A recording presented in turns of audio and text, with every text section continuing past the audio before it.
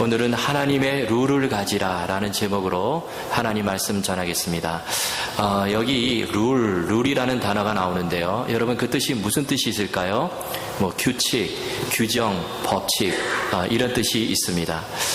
며칠 전에 세기의 대결이라고 불리우는 유명한 복싱, 권투 시합이 있었습니다. 두 명의 유명한 선수가 맞붙었는데요. 한 사람이 미국 선수, 이 메이웨더라는 선수와 그 다음에 UFC, 종합격투기죠. 두 체급을 사상 처음으로 석권한 이 맥그리거 선수, 이 두 선수가 붙었습니다.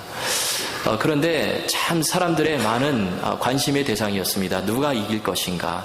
근데 이 메이웨더 선수는 어떤 선수냐면 정말 그야말로 복싱의 전설이에요. 그때까지 49번을 싸웠는데 49전 49승 26KO를 거뒀습니다. 아주 대단한 선수예요. 경기에서 단 한 번도 진 적이 없는 선수입니다. 권투를 얼마나 잘하는지. 그리고 이 선수 좀 한 가지 약점이 있다면 나이가 좀 많아요. 40세인데 은퇴할 나이가 지났는데 그런데 마지막으로 이 경기를 했습니다. 그리고 이 선수와 맞붙은 선수는 아까 제가 말씀드린 대로 이종 종합격투기에서 두 체급을 사상 처음으로 석권한 챔피언인데요. 맥그리거 선수입니다. 근데 나이가 이 메이웨더 선수보다 11살이 적어요. 그리고 신체 조건도 더 좋습니다. 키도 크고 이 팔 길이도 더 길고요. 그래서 좀 더 잘할 것 같아요. 자, 그런데요, 이 두 선수가 맞붙었는데 이 대전료도 엄청납니다. 이 메이웨더 선수가 그 경기를 2억 달러를 받고 있습니다. 2억 달러. 대단한 돈이죠. 2천억 원 정도 되는.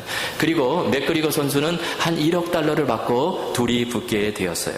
자, 그런데 시합 전에 이 많은 전문가들이 누가 이길 것인가 그것을 예측을 했습니다. 자, 여러분, 그런데 그 예측이 어떻게 됐을까요? 많은 전문가들이 하나같이 다 메이웨더 선수, 이 권투 선수가 이길 것이다. 그렇게 예측을 내놓았습니다. 그것도 90% 이상 높은 승률을 가지고 이길 것이다. 그렇게 점을 쳤습니다. 자, 왜 그럴까요? 그것은 이 룰 때문에 그런 것입니다. 자, 메이웨더 선수는 복싱 선수입니다. 이 사람은요, 오랫동안 권투를 해왔어요. 그런데 맥그리거 선수는 종합격투기 선수죠. 여러분, 종합격투기는 주먹뿐만 아니라 발로도 하고요, 들어 매치기도 하고 일종의 레슬링 비슷하게 그렇게 하는 그런 경기인데요. 자, 그런데 이 경기의 룰이 종합격투기가 아니라 복싱으로 정해졌다는 것입니다. 여러분, 맥그리거 선수 종합격투기가 아니라 링 위에서 지금 복싱을 해야 되는 거예요. 발 사용하지 못하고 주먹만 해야 되는데 난생 처음으로 지금 복싱 경기를 들어서는 것인데 이길 수가 없는 것입니다. 룰이 그렇게 정해졌기 때문에 그래요. 그래서 많은 전문가들이 다 메이웨더가 이길 것이다 예상을 했는데 그 예상대로 아니나 다를까 경기에서 메이웨더가 침착하게 경기를 하고 힘을 다 빼놓은 다음에 10회에서 이 맥그리거 선수를 KO로 눕혔습니다. 여러분, 이 경기는요, 실력의 문제라기보다 룰의 문제였습니다. 만약에 메이웨더가 종합격투기 룰을 가지고 싸웠다면 아마 졌을 거예요. 그런데 그는 자신에게 유리한 이 룰, 평소대로 자신이 전문 이 경기, 복싱을 가지고 그렇게 싸우게 되니까 이기는 것입니다. 여러분, 그래서 이 룰이요, 얼마나 중요한지 몰라요. 그런데 이것은요, 이 운동 경기뿐만 아니라 정치도 마찬가지예요. 여러분, 정당에서 이 정당의 제표를 뽑을 때 룰을 가지고 양쪽 진영에서 얼마나 삿바싸움을 하는지 모릅니다. 더 유리한 룰을 가지려고 그렇게 막 치열하게 싸워요. 그런데 여러분, 이것은 운동 경기, 정치에만 통하는 것이 아니라 우리 인생도 마찬가지입니다. 내가 어떤 룰을 가지고 살아가느냐에 따라서 우리 인생의 승패가 결정이 되는 것입니다. 자, 이런 맥락에서 오늘 본문은요, 저와 여러분에게 너무나 중요한 메시지를 던져주고 있습니다. 그것이 무엇입니까? 그것은 우리가 걸어가는 인생길에 내 룰이 아니라 하나님의 룰을 가지고 살아가라는 것입니다. 내 룰을 버리고 하나님의 룰을 붙들고 그 룰을 지키며 살아갈 때 저와 여러분 앞에 다가오는 여러 가지 문제와 난관, 요단강이 나타날 때도 다 헤쳐나가고 해결할 수 있다는 것입니다. 자, 그런데요, 우리는 내 룰을 고집할 때가 참 많아요. 왜 그럴까요? 거기에 익숙해져 있기 때문에 그렇습니다. 그것이 더 합리적인 것처럼 보이기 때문에 그래요. 하나님의 룰을 가지게 되면 왠지 좀 낯설고 좀 내가 뒤처질 것 같고 좀 말도 안 되는 것 같고 그런 생각이 들기 때문에 그렇습니다. 그런데 오늘 본문은 저와 여러분에게 내 룰을 버리고 하나님의 룰을 가지라 이 말씀을 주시는 거예요. 그래야 우리 앞에 다가오는 어려운 문제들, 난관들을 다 돌파하고 승리하는 인생을 살 수 있다는 것입니다. 그래서 여러분, 우리가 사는 인생도요, 결국에 이 룰의 싸움입니다. 내가 어떤 노력을 하는가, 그것이 중요하기보다 내가 어떤 룰을 가지고 살아가는가, 내게 하나님의 룰이 있는가, 그렇지 않은가, 이것이 중요하다는 것입니다. 자, 그렇다면 우리가 가져야 될 하나님의 룰이 무엇일까요? 오늘 본문은 우리에게 세 가지 중요한 말씀을 주십니다. 자, 그 첫째가 뭐냐면 하나님께 집중하라예요. 하나님께 집중하라. 이것이 하나님께서 저와 여러분에게 주시는 첫 번째 중요한 룰입니다. 우리가 그렇게 살아가게 되면 우리가 어떤 문제와 어려움과 난관 속에서도 하나님을 집중하고 바라보고 의지하고 나가면 하나님께서 그 모든 상황을 다 돌파할 수 있는 힘을 주시고 그 가운데서도 길을 열어 주신다는 것입니다. 오늘 본문에 보니까 이스라엘 백성들 가나안 땅에 들어가야 하는데요, 앞에 요단강이 있습니다. 요단강 장애물이죠. 자, 여러분, 지금 이스라엘을 방문해 보면 지금 요단강은 다 이 물이 거의 말라가지고요, 시냇물처럼 흐른다고 그럽니다. 그냥 작은 그냥 개울이에요, 개울. 그런데 고고학자들에 따르면 이때 당시의 요단강은 그렇지 않아요. 이때 당시 요단강은요, 수량이 풍부해가지고 아주 넓고 깊은 강이었습니다. 그리고 여러분, 이때가 언제냐면 오늘이 여호수아 3장에 나오는 이 시기가 언제냐면 여호수아 3장 15절에 보면 이렇게 기록을 합니다. 요단이 곡식 거두는 시기에는 항상 언덕에 넘치더라. 지금 곡식을 거두는 시기인데 그때는 요단강에 물이 창일해가지고 항상 흘러 넘쳤다는 것입니다. 강을 건너기가 쉽지를 않아요. 또 강을 건넌다 해도 그 너머에 무엇이 그들을 기다리고 있는지 알 수가 없습니다. 그야말로 어려움이고 난관입니다. 자, 그런데요, 이런 장애물을 만난 이스라엘 백성들에게 하나님께서 첫 번째 중요한 룰을 알려주시는 것입니다. 자, 그것이 무엇일까요? 3절과 4절 우리 다 같이 읽겠습니다. 3절 4절 시작.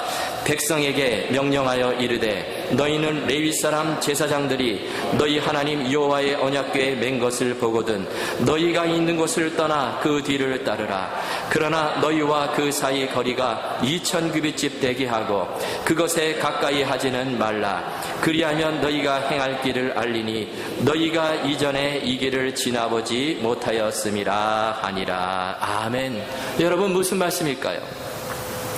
하나님이 주시는 첫 번째 룰은 하나님의 언약궤를 맨 제사장들의 뒤를 따르라는 것입니다. 언약궤를 따라가라는 것이죠. 자, 그런데요, 언약궤를 가까이 쫓아가지 말고 거리를 벌리라, 거리를 두라, 그렇게 말씀해요. 그런데 그 거리가 2000규빗을 그렇게 제시하고 있습니다. 여러분, 이 한 규빗이 얼마냐면 45.6cm예요. 그래서 2000규빗을 따지면은 912m입니다. 약 1km 정도의 거리를 벌리고 그 언약궤를 뒤쫓아가라는 것입니다. 자, 그런데 왜 거리를 두라고 말씀하셨을까요? 여러 가지 이유가 있겠지만 가장 중요한 것은 그 정도 거리를 두어야 지금 온 이스라엘 백성들이 그 언약궤를 잘 볼 수 있기 때문에 그렇습니다. 지금 이스라엘 백성들의 수가 얼마입니까? 작은 수가 아니에요. 200만이 넘습니다. 엄청난 숫자인데, 그런데 그 많은 사람들이 지금 막 이렇게 흩어져가지고 지금 뒤를 따라오는데 그 언약궤를 잘 보려면 거리를 벌려야 된다는 거예요. 만약에 언약궤가 그 사람들 사이에 있다면 앞에 가는 사람들은 뒤돌아봐서 언약궤를 쳐다보고 가야 되는데 뒷걸음질 치려면 갈 수가 없어요. 그래서 거리를 벌리라고 말씀하신 것입니다. 지금 이 설교 강대상이 여기에 있는데 여러분 좌석과 거리가 벌려져 있습니다. 왜 이렇게 있을까요? 그 이유도 같은 원리예요. 이렇게 좀 떨어져 있어야 온 성도님들이 여기에 집중할 수 있으니까 그렇게 거리를 벌린 것입니다. 여러분, 언약궤 무엇을 상징할까요? 그것은 바로 하나님의 임재, 우리 살아계신 하나님을 상징하는 것입니다. 그래서 너희는 언약궤를 바라보고 따라오라 그렇게 말씀하시는데, 그것은 바로 하나님을 집중하라는 것입니다. 오직 언약궤만 바라보고 하나님께 집중하고 그 요단을 건너라는 거예요. 그러면 우리 하나님께서 요단강을 갈라주시고 기적의 역사를 베풀어 주시고 그 길을 우리가 걸어갈 수 있다는 것입니다. 여러분, 마찬가지예요. 우리가 가는 인생길, 때로는 심각한 문제 나타납니다. 위기도 찾아오죠. 요단강이 나타납니다. 그런데 그때 우리가 해야 될 일, 하나님께 집중하는 거예요. 더 어렵고 힘든 문제가 나타날수록 더 하나님 집중하고 바라보라라는 것입니다. 그러면 그 모든 문제 우리 하나님께서 다 넘게 해 주신다는 것입니다. 비행기, 이 전투기 조종사들이요, 조종사가 되기 위해서 아주 힘든 훈련을 합니다. 뭐 여러 가지 훈련들이 힘들지만 그 중에서 가장 힘든 훈련이 실제로 이 비행하는 훈련이에요. 근데 이 전투기 조종사들은 그냥 뭐 일반 뭐 항공기, 비행기 조종사처럼 그런 훈련을 한 것이 아니라 아주 정말 심한 그런 훈련을 한다는 것입니다. 뭐 비행기가, 전투기가요, 그냥 수평으로만 똑같이 가는 게 아니라 뭐 때로는 하늘로 슉 올라갔다가 밑으로 땅으로 곤두박질도 치고요. 그 다음에 360도 회전도 하고 또 360도 역회전도 하고요. 그 다음에 상하 좌우로 날개를 막 심하게 흔들면서 그렇게 간다는 것입니다. 그런데 그런 훈련을 받다 보면 장사가 없어요. 다 속에서 오바이트가 막 나오고요. 멀미 때문에 정신이 없다는 것입니다. 그래서 그 훈련이 너무나 힘들다는 거예요. 그런데 그 훈련을 이길 수 있는, 넘어갈 수 있는 간단한 방법이 있는데, 비결이 있는데, 그것이 뭐냐면 그 비행기 그 앞에 있는 그 란에 있는 그 계기판만 보고 가는 거예요. 그것만 뚫어지더라 쳐다보고 가면은 이길 수 있다는 것입니다. 그 어떤 힘든 훈련도 다 넘어갈 수 있다는 거예요. 여러분, 우리 인생도 마찬가지입니다. 우리가 힘들고 어려울수록 난관이 나타날 때마다 우리가 이것저것에다가 시선을 분산시키고 그렇게 가는 것이 아니라 하나님께 시선을 집중하라는 것입니다. 환경을 바라보는 것이 아니라, 난관을 바라보는 것이 아니라 하나님 바라보고 가라는 거예요. 연로하신 부모님을 큰 마음 먹고 이 해외여행을 보내드린 자녀가 있었습니다. 이 자녀를 이제 어머니, 아버지 해외여행 다녀오십시오 이렇게 보내드렸어요. 이제 부모님이요, 여행을 무사히 마치고 집에 돌아오자 자녀가 부모님께 물어봅니다. 어머니, 아버지 어떻게 좀 많이 구경하고 오셨습니까? 그러니까요, 이 부모님이 하는 말이, 얘야, 보기는 뭘 봐, 나는 노란 깃발만 보고 왔단다, 그런 말을 하는 것입니다. 이 해외여행을 하니까 가이드가 불안한 거예요. 이 연세 드신 분들을 인솔 하다 보니까 잘못한 것을 잃어버리면 큰일 나니까 손에다가 노란 깃발 하나 딱 쥐고요. 여러분, 이 깃발만 보고 따라오세요. 그렇게 말했던 것입니다. 그런데 이 부모님이요, 그 말을 고지 듣고 계속해서 그 깃발만 뚫어지라 쳐다보고 온 것입니다. 그러다 보니까 그 좋은 경치, 유명한 유적지 이런 거 하나도 못 보고 그냥 깃발만 쳐다보고 왔다. 그렇게 말했다는 것입니다. 여러분, 어떻게 보면 어처구니 없는 일이죠. 그러나요, 우리에게도 필요한 것이 바로 이런 자세입니다. 여러분, 우리가 걸어가는 인생길에 정말 볼 거 너무나 많아요. 세상의 유혹들 너무나 많습니다. 그러나 우리가 하나님만 바라보고 가라는 것입니다. 그러면 우리 앞에 다가오는 그 넘실대는 요단강, 문제의 난관들 다 우리 하나님께서 도와주셔서 넘게 해주신다는 것입니다. 지금 200만 명이나 넘는 그 이스라엘 백성들, 그저 앞에 있는 언약궤만 보고 가는 거예요. 그 뒤를 따라가는 것입니다. 그러자 하나님께서 기적을 일으켜 주셔서 요단강을 갈라주시고 그 강을 마른 땅같이 건너게 해 주시는 것입니다. 여러분, 우리 하나님께서 우리에게 주시는 첫 번째 중요한 룰이 무엇입니까? 오직 하나님께 집중하라. 어떤 상황 속에서도 하나님 집중하라는 것입니다. 우리가 더 힘들고 어려울수록 하나님 바라보고 의지하며 나가라는 거예요. 저와 여러분이 이 하나님의 귀한 룰을 다 가지셔서 우리 앞에 다가오는 모든 어려움과 난관들 다 하나님의 능력으로 돌파하실 수 있기를 주님의 이름으로 축원합니다. 두 번째 우리가 가져야 될 하나님의 룰, 그것이 무엇입니까? 그것은 성결하라입니다. 자, 우리의 거룩한 삶이에요. 자, 하나님의 룰은요, 우리 사람의 것과 다릅니다. 만약 우리가 지금 요단강 앞에 서 있다면 여러분 어떤 생각을 하시겠습니까? 이 강 어떻게 건너야 될 것인가? 배를 만들어야 될 것인가? 무슨 작전을 짜야 될 것인가? 수영 잘하는 사람이 수영 못하는 어린아이 이렇게 데리고 가야 될 것인가? 막 그런 작전을 짰을 것입니다. 그런데 하나님은 그것이 아니라 전혀 다른 새로운 룰을 주세요. 자, 그것이 5절 말씀에 나타나 있습니다. 여러분, 우리 5절 우리 함께 읽겠습니다. 시작. 여호수아가 또 백성에게 이르되 너희는 자신을 성결하게 하라. 여호와께서 내일 너희 가운데서 기이한 일들을 행하시리라.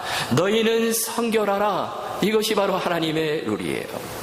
여러분, 우리 눈에는요, 성결한 것과 강을 건너는 것 아무런 하등의 관계가 없는 것처럼 보입니다. 그러나 그렇지 않다는 거예요. 하나님 입장에서는 아주 직접적인 관련이 있다는 것입니다. 자, 여러분, 왜 그렇죠? 5절을 다시 보시면 여호와께서 내일 너희 가운데 기이한 일들을 행하시겠다 말씀합니다. 하나님께서 내일 요단강을 갈라주시겠다는 거예요. 내일 그 기적의 역사가 일어난다는 것입니다. 그런데 그 기적이 예정대로 일어나려면 이스라엘 백성들이 반드시 하나님 앞에서 성결해야 하는 것입니다. 하나님 앞에서 성결하고 거룩해야 우리 하나님께서 움직이신다는 거예요. 여러분, 이것이 하나님의 룰입니다. 2차 세계대전이 끝났을 때 어느 기자가 메가더 장군에게 이런 질문을 했습니다. 이 전쟁의 근본적인 문제가 무엇이었다고 생각하십니까? 이렇게 묻자 이 메가더 장군이요, 이런 유명한 대답을 했습니다. 인류의 모든 문제는 궁극적으로 신학적인 문제입니다.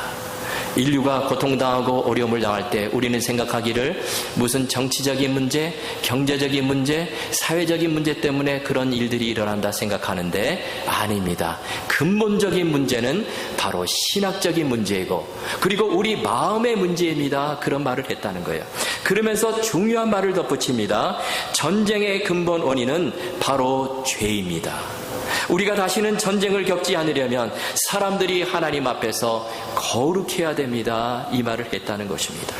여러분, 이 메가더 장군은요, 하나님의 룰을 가진 사람이에요. 그런 모든 문제를 이 성결의 문제, 거룩의 문제로 푸는 것입니다. 여러분, 우리 삶도 마찬가지예요. 내가 문제를 만나고 난관을 만나고 어려움을 당할 때 그것을 어떻게 풀 것인가 현실적으로 고민하고 정말 그렇게 하는 것도 중요하지만 그러나 그것보다 더 중요한 것은 내가 지금 하나님 앞에서 성결한가, 내가 하나님 앞에서 거룩한 삶을 살고 있는가, 이것이 더 중요하다는 것입니다. 여러분, 왜 성결이 중요할까요? 하나님은 우리가 그래야 우리를 쓰실 수 있기 때문에 그렇습니다. 그래야 내 그릇에다가 하나님의 그 귀한 은혜를 담아 주실 수 있기 때문에 그렇습니다. 하나님은요, 여러 종류의 그릇을 쓰실 수 있어요. 큰 그릇도 쓰시고 작은 그릇도 쓰시고 또 큰 그릇도 쓰시고 질그릇도 쓰세요. 막그릇도 쓰십니다. 그런데 하나님이 쓰지 못하는 유일한 그릇이 있는데 그것이 바로 더러운 그릇이에요.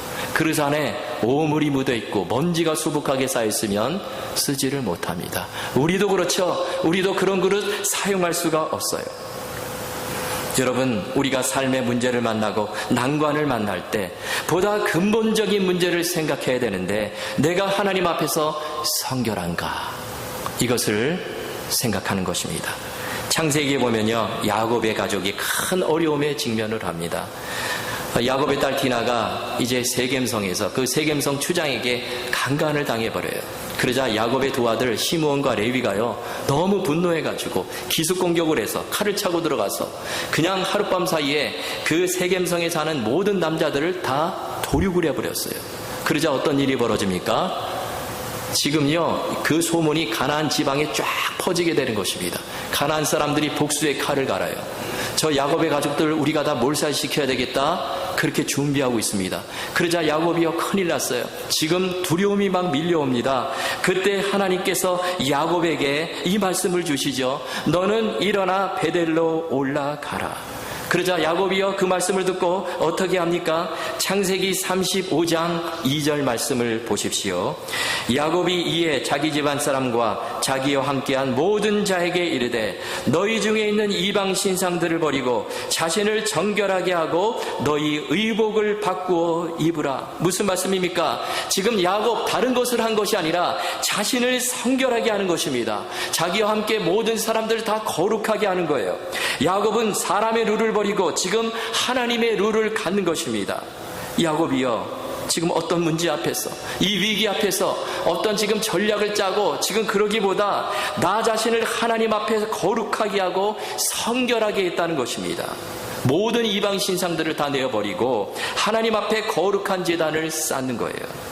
그런데 야곱이요 이 하나님의 룰을 가지게 되니까 놀랍게도 하나님이 해결해 주십니다. 그 가나안 사방 마을 사람들로 하여금 두려움을 심어줘요. 그래가지고 그 마을 사람들이요 야곱의 가족을 해하지를 못하는 거예요. 너무나 두려워가지고. 그래서 야곱이 무사히 그 위기를 넘기게 되는 것입니다. 여러분, 우리가 어떤 상황 속에서도 성결하라, 하나님 앞에서 거룩하라, 이 하나님의 룰을 우리가 가진다면 우리 하나님께서 도와주실 것입니다. 하나님이 해결해 주시는 거예요. 출애굽기 19장에 보면 이스라엘 백성들이요 시내산 앞에서 장막을 칩니다. 그리고 모세는 하나님의 율법 10계명을 받으러 시내산에 올라가요. 그런데 그때 하나님께서 모세에게 이렇게 말씀하십니다. 자, 출애굽기 19장 10절 11절 말씀 우리 함께 읽겠습니다. 시작. 여호와께서 모세에게 이르시되 너는 백성에게로 가서 오늘과 내일 그들을 성결하게 하며 그들에게 옷을 빨게 하고 준비하게 하여 셋째 날을 기다리게 하라. 이는 셋째 날에 나 여호와가 온 백성의 목전에서 시내산에 강림할 것임이니. 아멘. 여러분, 하나님께서 내일 내가 너희에게 임재하시겠다는 것인데, 그런데 무엇을 요구하십니까? 바로 성결하라, 너희는 거룩하라, 이것을 요구하세요.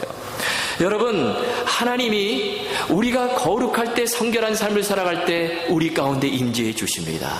우리와 동행해 주세요. 우리와 늘 함께 해 주십니다. 그렇기 때문에 승리할 수밖에 없어요. 여러분, 오늘 본문이 주시는 중요한 말씀, 너희는 성결하라. 여러분, 이 하나님의 룰을 우리 모두 가지셔서 우리 앞에 다가오는 모든 어려움과 난관들 하나님의 도움으로 다 헤쳐나가실 수 있기를 주님의 이름으로 축원합니다. 자, 세 번째로 우리가 가져야 될 하나님의 룰이 무엇일까요? 그것은 바로 순종하라입니다. 순종이에요. 자, 본문에 보면 곳곳에서 이스라엘 백성들이 순종하는 모습이 나옵니다. 여러 가지 모습이 나오는데요. 그런데 그 중에서도 이 8절을 보니까 이런 말씀이 나옵니다. 여러분, 8절 말씀 보십시오. 너는 언약궤를 맨 제사장들에게 명령하여 이르기를 너희가 요단 물가에 이르거든 요단에 들어서라 하라. 지금 요단에 들어서라는 것이죠. 그리고 13절 말씀을 보십시오. 온 땅에 주 여호와의 궤를 맨 제사장들의 발바닥이 요단물을 밟고 멈추면 요단물 곧 위에서부터 흘러내리던 물이 끊어지고 한 곳에 쌓여 서리라. 자, 이 말씀은요, 지금 언약궤를 맨 제사장들을 언약 그 요단강께 지금 그 강에다가 발을 그냥 먼저 담그라는 것입니다. 강이 먼저 갈라지고 담그라는 게 아니라 갈라지지 않은 상태에서 먼저 그 안으로 들어가라라는 거예요. 그러면 길이 열린다는 것입니다. 자, 그런데 이때가 언제입니까? 이미 말씀드린 것처럼 이때는요, 곡식을 거둬들이는 시기예요. 그때는 요단강이 가장 물이 많을 때입니다. 물살도 가장 빠를 때예요. 물이 흘러 넘치는 시기입니다. 그런데 이런 상황에서 요단강에 발을 내디디는 거, 이거 정말 위험한 일이에요. 목숨을 거는 일입니다. 지금 강바닥에 무엇이 있는지 알 수가 없어요. 발을 디뎠는데 그 발이 땅에 안 닿을 수도 있습니다. 순식간에 그냥 물살에 휩쓸려 떠내려갈 수도 있어요. 참 순종하기 힘든 상황인데, 그런데요, 지금 제사장들이 그렇게 하는 거예요. 여러분, 이 상황이요, 이 홍해와 갈라질 때와 정반대입니다. 여러분, 하나님께서 어떻게 하셨습니까? 홍해를 먼저 갈라주시고 그 다음에 이스라엘 백성들에게 건너가게 하셨어요. 근데 이 요단강 건널 때는 정반대입니다. 갈라지지 않아요. 강물이 지금 창이란 상태에서 그 상태에서 그 안으로 들어가라라는 거예요. 그러면 하나님께서 갈라주신다는 것입니다. 그런데요, 제사장들 어떻게 합니까? 언약궤를 메고 그 발을 강물에 내디디는 거예요. 순종함으로 그렇게 합니다. 그러자 그 순간 요단강이 갈라지는 기적이 일어나게 되는 것입니다. 여러분, 우리 하나님은 저와 여러분에게 바로 이 순종을 요구하시는 것입니다. 여러분, 순종은요, 아주 강력한 하나님의 룰입니다. 우리가 그 룰을 받아들이게 되면 내 생각에 맞지 않고 내 경험에 맞지 않고 그래도요, 하나님 말씀에 순종하고 나가면 내 룰을 버리고 그 룰을 가지게 되면 하나님의 놀라운 역사를 보게 된다는 것입니다. 세들백 교회를 목회하시는 릭 워렌 목사님, 유명한 분이시죠. 근데 이분의 사모님이 K 워렌이라는 분인데요, 이분이 위험한 순종이라고 하는 책을 썼습니다. 제목이 위험한 순종이에요. 그 뉘앙스가요, 순종이 우리 눈에 보기에는 위험해 보일 수 있다는 것이죠. 마치 오늘 본문에 나오는 제사장들처럼 지금 강물에 지금 순종해서 발을 담궈야 되는데 그 상황처럼 위험해 보일 수 있다는 것입니다. 그러나 이것은 어디까지나 사람의 시각이에요. 여러분, 하나님 관점에서 볼 때 그 순종은 절대로 위험한 것이 아니라는 것입니다. 오히려 그 순종은요, 하나님의 놀라운 은혜와 축복이 내려지는 통로가 된다는 것입니다. 자, 이런 이야기를 K 워렌이 하면서요, 자신의 이야기를 덧붙입니다. 이 K 워렌이요, 어렸을 때 너무나 평범한 학생이었다는 것입니다. 뭐 보면 자신이 좀 공부도 잘하고 똑똑한 학생이고 싶었는데 학생 시절에 한 번도 우등상 한 번도 못 받고요, 장학생도 한 번도 못 됐다는 거예요. 그리고 아버지가 목사님인데요, 아버지가 목사님이기 때문에 자기가 피아노 반주를 하는데 피아노도 잘 치는 게 아닙니다.